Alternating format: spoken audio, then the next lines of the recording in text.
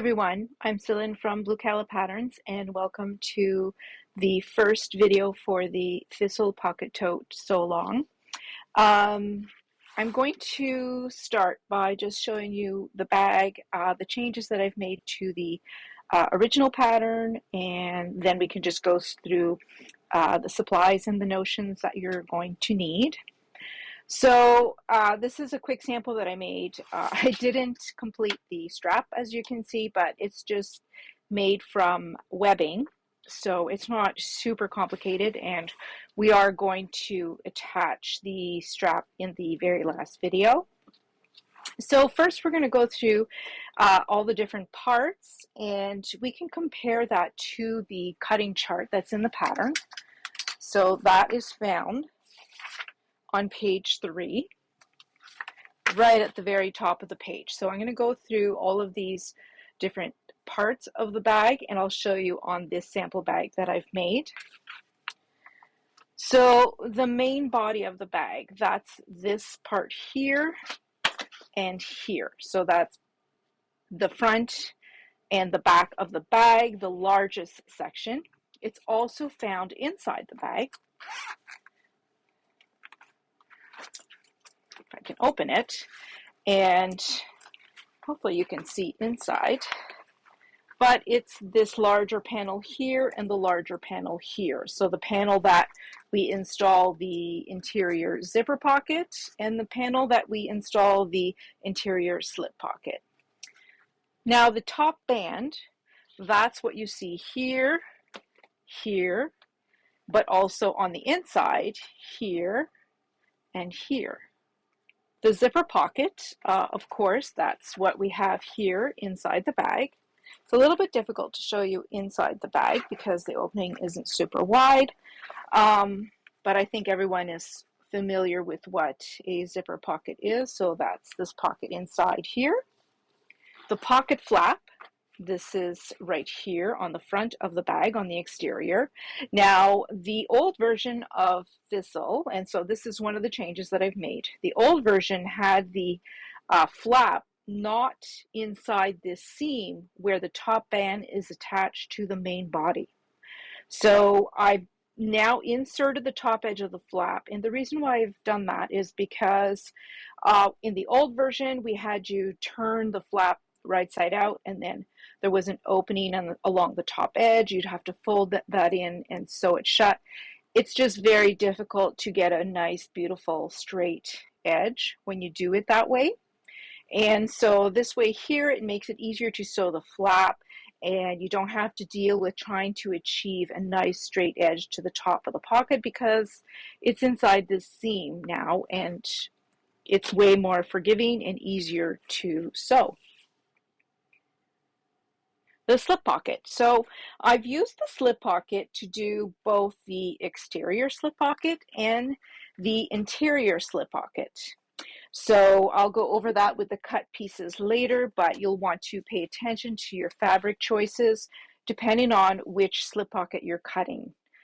Now the zipper overlay, that is also something that I added. I want to use waterproof canvas for the inside of this bag, and you can do the typical interior zipper pocket using a zipper facing. This is the method that I usually use in all of my patterns. However, I wanted to use waterproof canvas because I know it's quite popular now, and it's such a useful fabric to use for linings because it's waterproof, and it's just easier to keep it clean.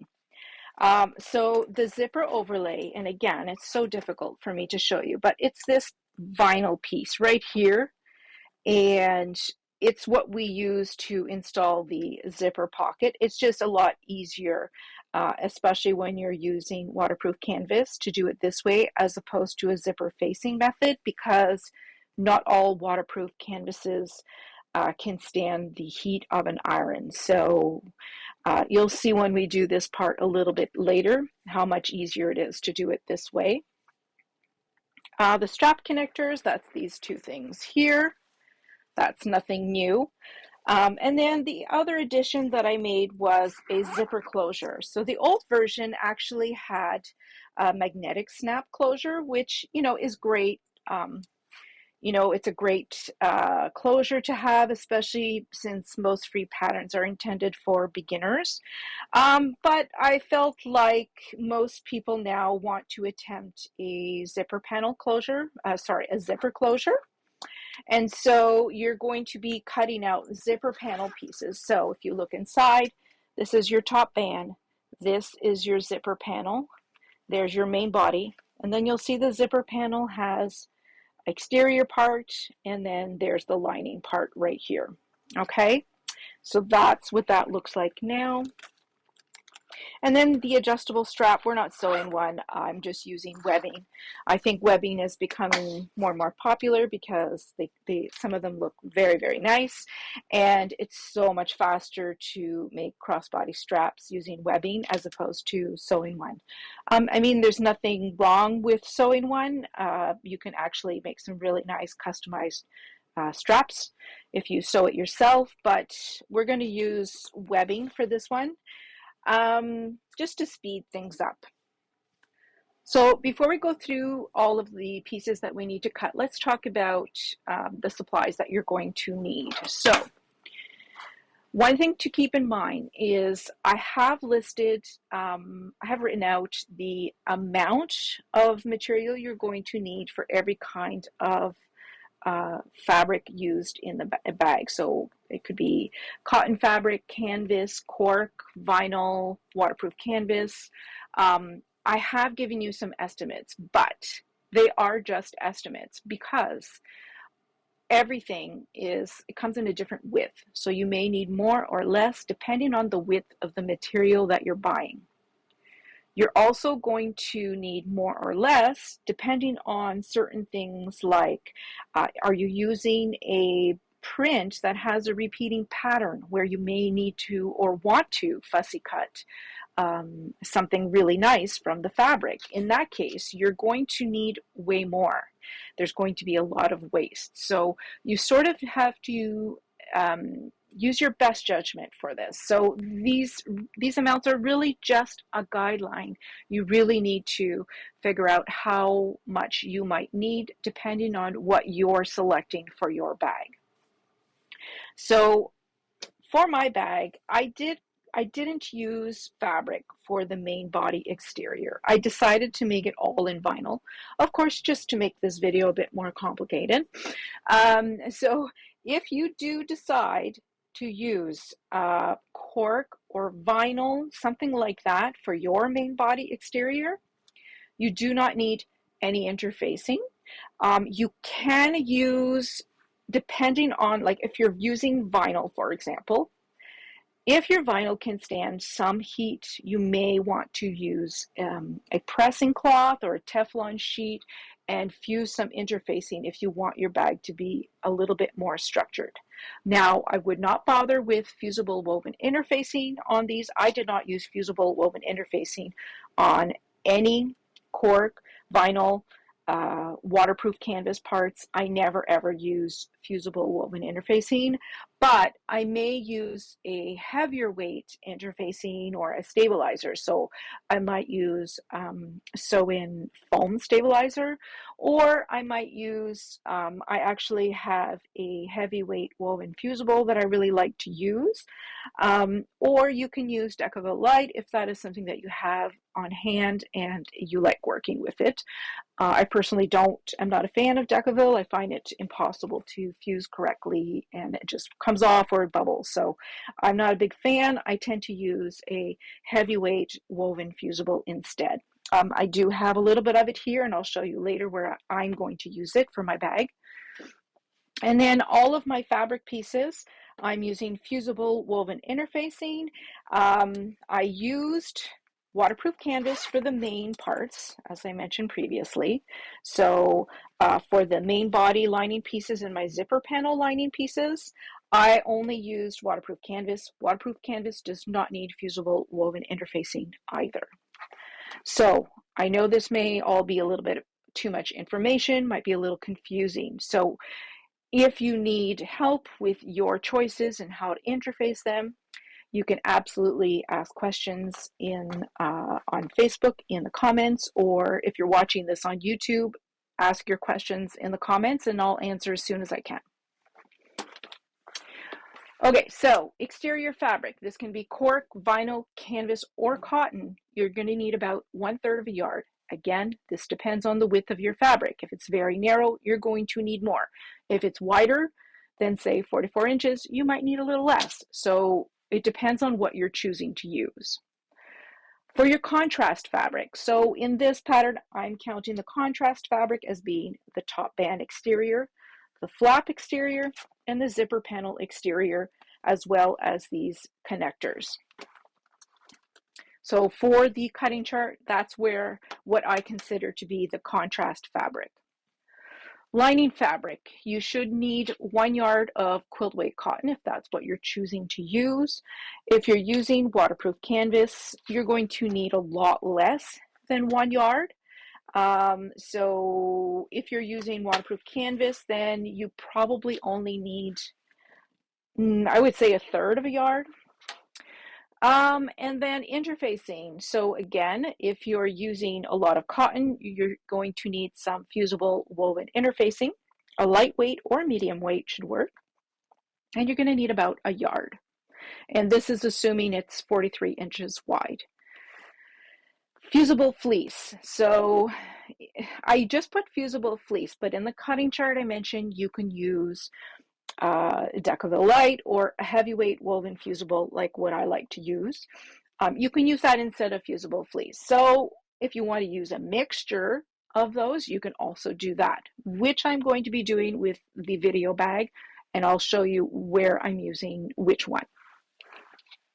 Now, in terms of notions and supplies, you're going to need 2 pieces of zipper tape. So if you don't use zipper tape and you use pre-made zippers, you're going to need 1 pre-made 9-inch zipper with a single pull. If you're using zipper tape like I am, you need 11 inches of zipper tape with a single pull. Now for the main, so this is for your interior zipper pocket, by the way. Now for your main zipper closure, I'm using 15 inches of zipper tape with a single pull.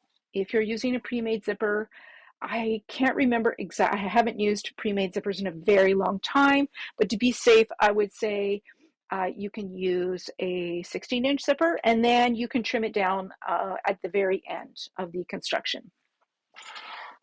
Now you're also going to need a magnetic snap, so that's for the closure of the flap here. Okay, so 1 18mm magnetic snap. Then you're going to need, we don't need a lot of hardware for this bag, which is great. You're going to need 1 1.5-inch adjustable slider for your strap. And then you're going to need 2 1.5-inch rectangle rings.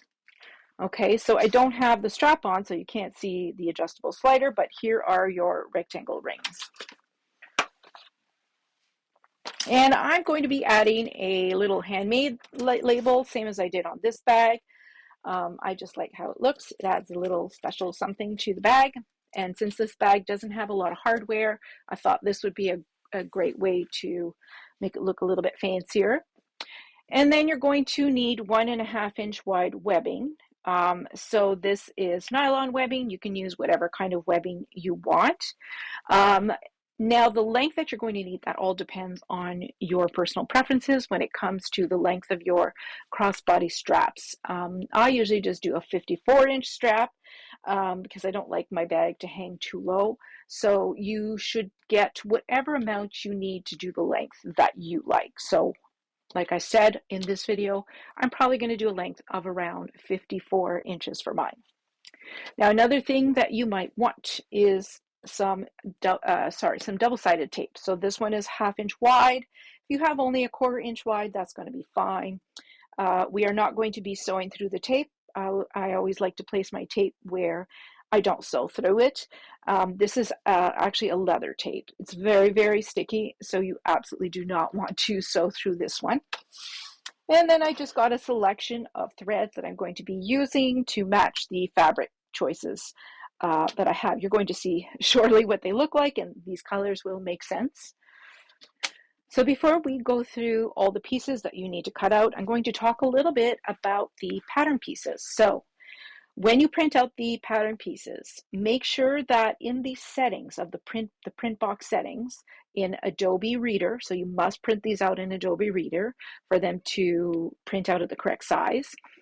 You're going to want to set your scaling to actual size. Do not choose a scaling of 100% because some printers don't actually interpret that scale correctly.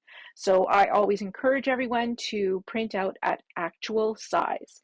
Now, if sometimes you print out at a scale of 100%, and even if they're off, as long as none of the pieces are cut to measurements, it should work out anyways. But since some of these are going to be cut out to measurement, I really recommend strongly to cut out at actual size. So once you've printed out all of the pattern pieces, you're going to cut them out. Now you're going to notice that my pattern pieces look weird. And the reason why is because all of the pattern pieces that are cut on the fold, I do not like cutting on the fold. Some people do. Some people have no problems with it. I personally do not like cutting on the fold, but I default to cutting on the fold because I prefer that people be given the option to print out double the amount of pattern piece pages rather than just force that on them. So it's up to you. You can either print out one copy of all the pattern pieces and cut on the fold, or all of the pieces that are cut on the fold, you can print out 2 copies. So that would be all pieces except for the zipper overlay piece would need to be printed twice. So if you decide to do like me and print out 2 copies, it's very easy. All you need to do is cut out both copies and then tape them together at the fold line. So I overlap the fold line. It's not very thick at all. And I just tape them together here on the front and the back. And that makes a pretty sturdy pattern piece. Now, the only one that does not have this is the zipper overlay piece, which I will find. Okay, that's this piece here. So that one there, you should be taping together. There's some star symbols at the lines. You need to line those up and tape them together. And then also the main body pattern piece does have 2 pieces. You match up the symbols and tape those together. So there's actually 4 pieces taped together for the main body pattern piece. It's the only one that will have the 4 pieces.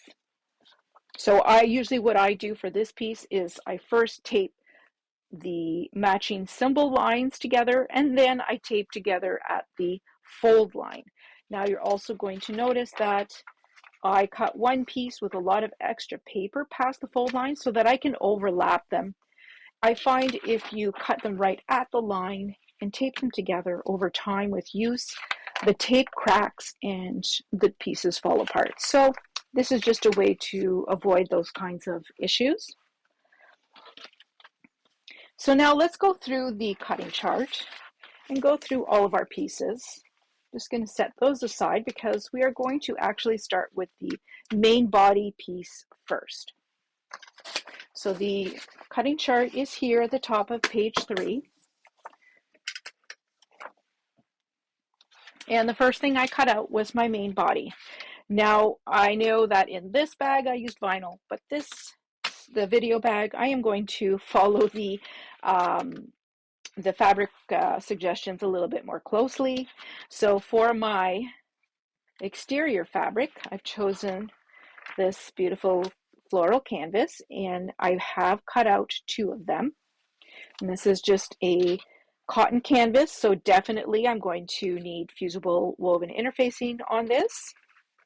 I'm going to show you that in a bit. Okay, so 2 exterior fabric, 2 lining fabric. So this one here, I have selected a waterproof canvas. It's got threads on it. I have selected a waterproof canvas for the main body lining pieces. It's great. It's a great shortcut. I don't have to add fusible woven interfacing. It's already nice and thick and sturdy. Now for the fusible woven interfacing, because I am using waterproof canvas for the lining, I do not need to cut out 4 fusible woven interfacing. I only need to cut out 2 for these exterior pieces. So I do have here 2 pieces of fusible woven interfacing, and those will be fused to the wrong side of the canvas pieces. I also need 2 fusible fleece pieces, and those are going to go on top of this woven interfacing once I've fused it to the wrong side of the canvas. So that's all of my main body pieces. We're just going to set those aside for now. Again, if you're using different materials than I am and you have some questions, make sure you just post them below. Okay, for our top band, you're going to cut out. So you can cut out, you have a few options here, but I'm going to be cutting out 4 of my contrast fabric. I'm not going to be using lining fabric on the inside because I like it to look all the same as the exterior. So I use my contrast fabric for the zipper panels here, and then the top band lining pieces, as well as the top band exterior pieces. So I misplaced 2 of these, but there's going to be 4 that looks exactly like this in my contrast fabric, which is a nice gray vinyl that I chose. So I'm going to have 4 pieces like this. On 2 of them, which I will have on the exterior here and here, I am going to take some of this heavyweight fusible woven interfacing.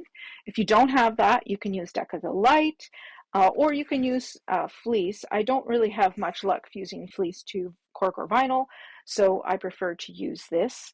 I'm going to, though, first trim away the seam allowance along all the sides. So the seam allowance of 3/8 of an inch, I'm going to cut that away from all the sides before I fuse them to the wrong side, and I'm going to make sure that they're nice and centered. Now, one other thing to keep in mind with your top band pieces. It's hard to tell, but there is a slight angle here on these shorter sides.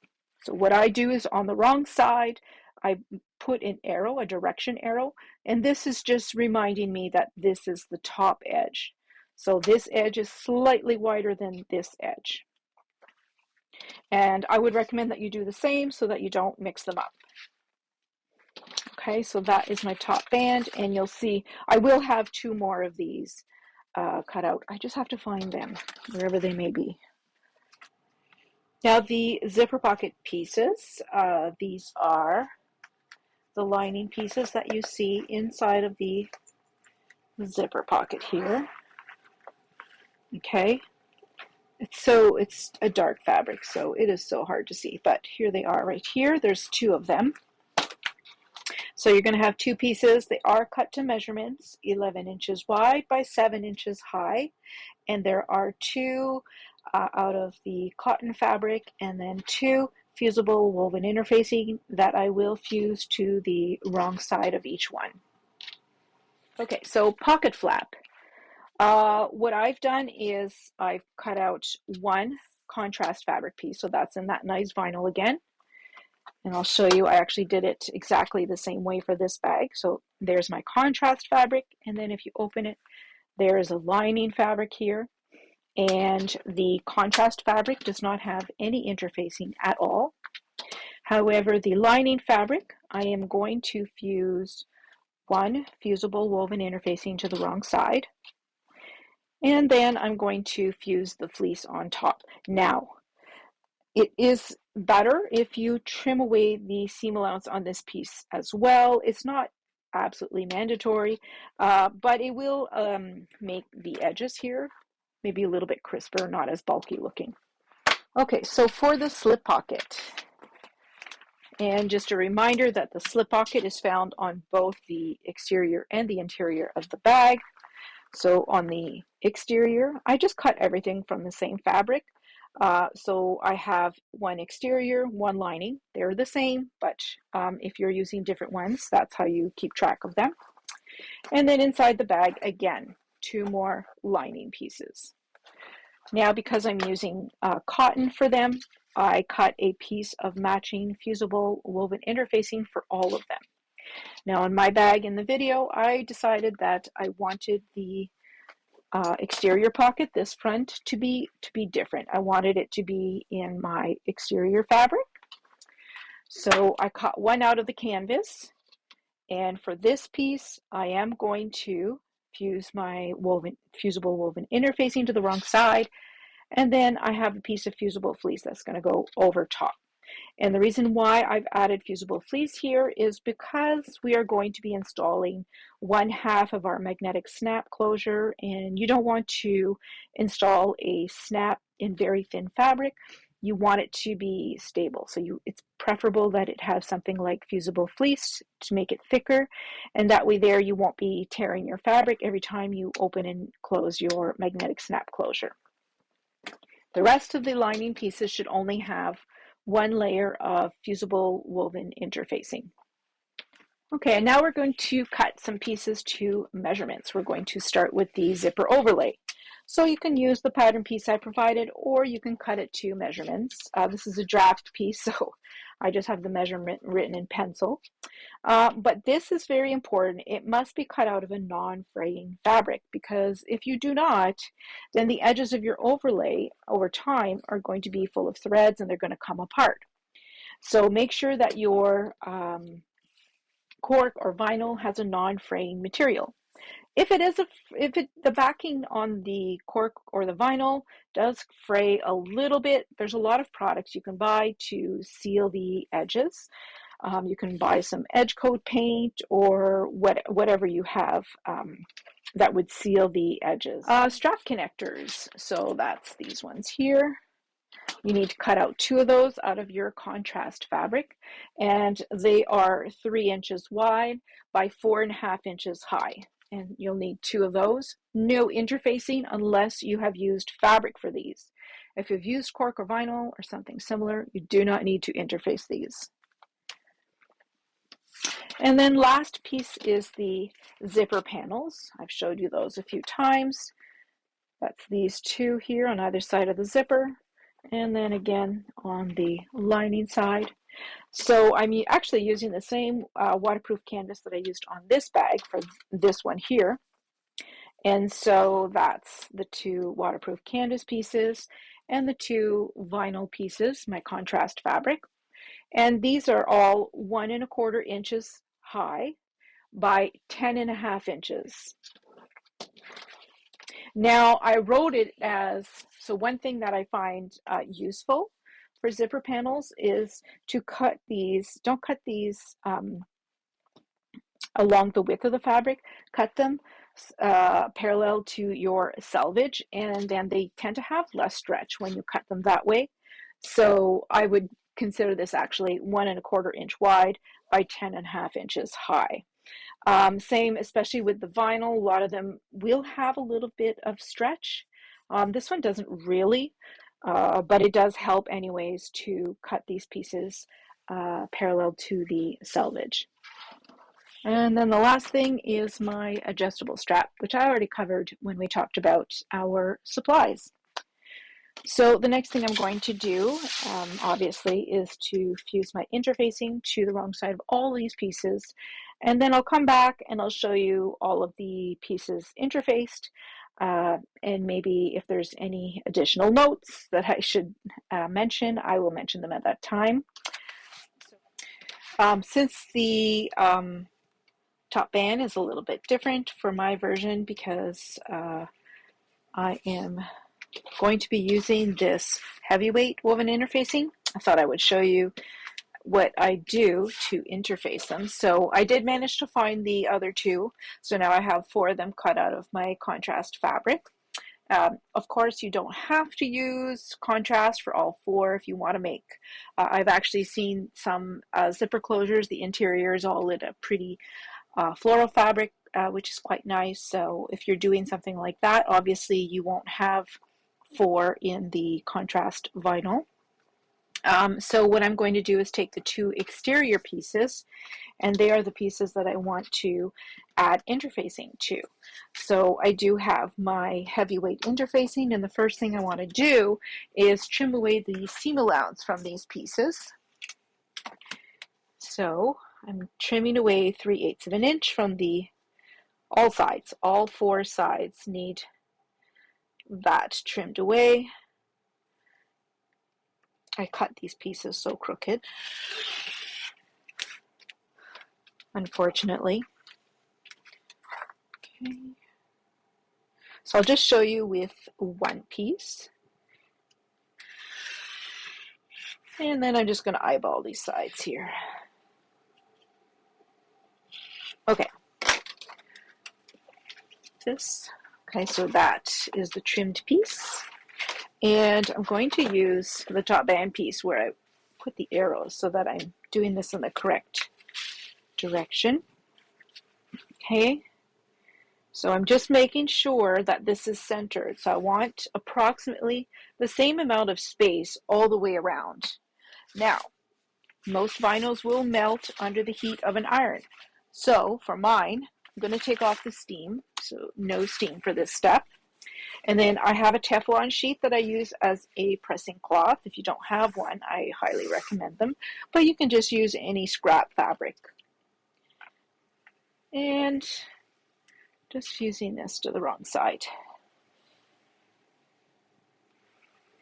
Now make sure you do a heat test on your vinyl before you do this. Some of them melt at a really low temperature, so you want to make sure. And then I don't know if you know what a wooden clapper is, but I was asked about this recently, so I thought I'd show what they look like. And what it does is it kind of cools it down really fast. It absorbs the heat, and then it's interfaced quickly. I find this extremely useful, especially if you're doing fusible fleece. I know a lot of people have trouble with fusible fleece. The key is to lower your temperature, no steam. And if you can get a wooden clapper, go ahead and get one. These are kind of expensive, but luckily my friend Jane's husband made this for me, and it's amazing. I love it. Okay, so that's one piece done, and I'm going to do exactly the same thing for the second piece. So this is going on my top band exterior pieces only. Okay, so I'm up to fusing the fleece to one of my exterior main body pieces, and I thought I'd show you how I do that as well. So obviously these are not straight edges, so it makes it a little bit more difficult to cut away seam allowance with a ruler, so I just eyeball it. It doesn't have to be super perfect, just approximately 3/8 of an inch.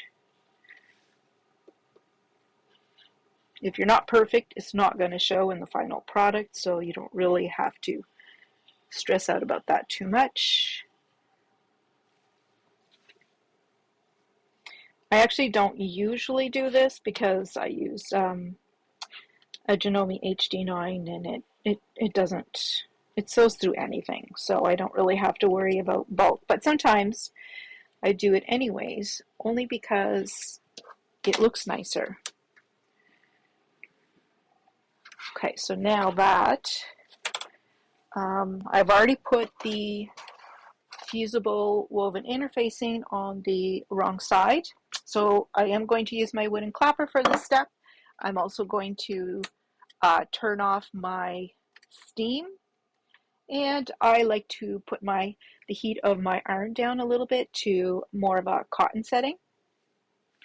Okay, so just center that and try to have equal space all the way around. Again, don't worry if it's not perfect. It's not going to make a difference in the end. Now with fleece, I tend to lift and press. I don't like to push too much, meaning I don't push this way. I lift and I press, and then right away I follow up with the wooden clapper. And I don't ever get bubbling fleece if I do it this way. I also find the brand of fleece makes a huge difference. I use Pelon Thermolam Plus. I forget exactly what the product code is, but I find this one fuses the best. I have tried a few different brands, and this is by far the one I've had the most success with.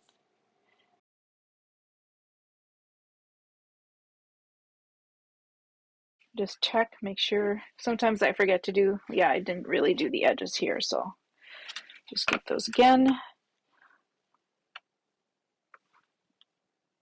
I find I have a bad habit of focusing on the center but not the edges, and it's when it peels off the edges that is when you're going to be annoyed by it, not the center.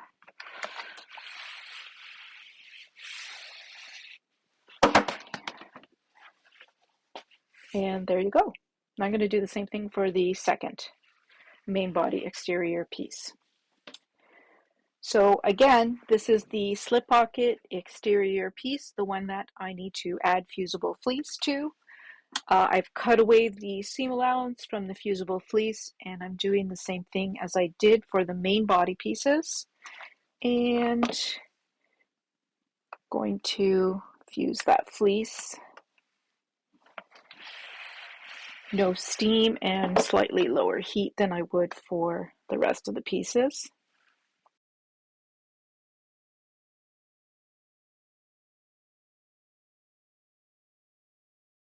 I tried to fussy cut a flower here for my pocket. I'm just hoping my flap does not cover part of it, so I guess we'll find out. So there we go, fleece on this one. And then I'm doing the same thing for the flap lining. So contrast, no interfacing. Lining piece has fusible woven interfacing and fusible fleece, and I'm going to again trim the seam allowance from this piece. Okay, I've fused all of my interfacing, and as I promised, we're just going to quickly go through the pieces one last time with the interfacing added. Here is the main body, my two exterior canvas pieces that now have fusible woven interfacing and then fusible fleece with the seam allowance trimmed away. And my two lining pieces, waterproof canvas, no interfacing at all.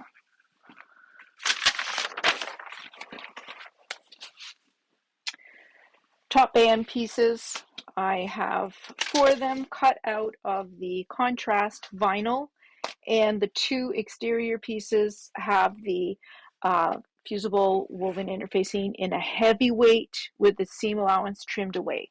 These will be my two lining pieces. I'm just going to actually go ahead and draw my lines, my directional lines, on the wrong side to indicate which is the top edge.